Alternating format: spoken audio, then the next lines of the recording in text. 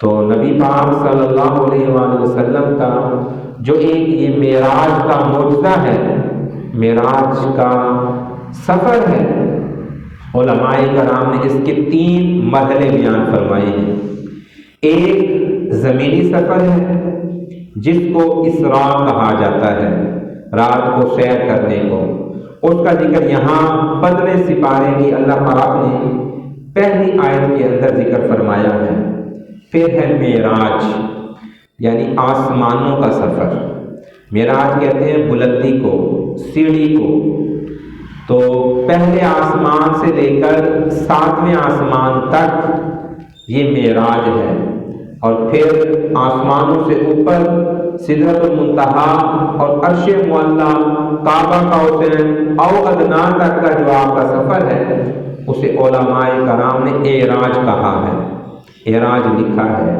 تو اللہ پاک نے ارشاد فرمایا سبحان الذی اسریٰ بعبدہ۔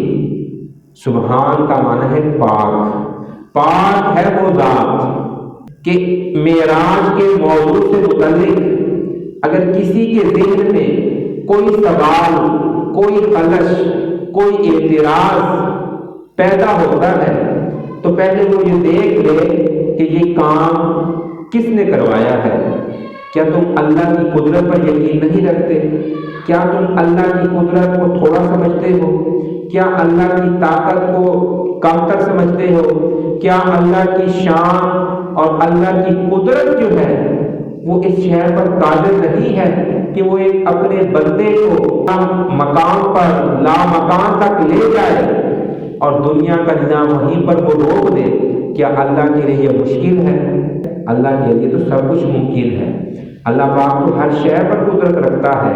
تو جس بندے کے ذہن میں جو اعتراض آئے وہ سبحان کی طرف دیکھ کر اپنے اعتراض کو رفع کر لے۔ پاک ہے وہ ذات جس نے اپنے بندے کو سیر کرائی۔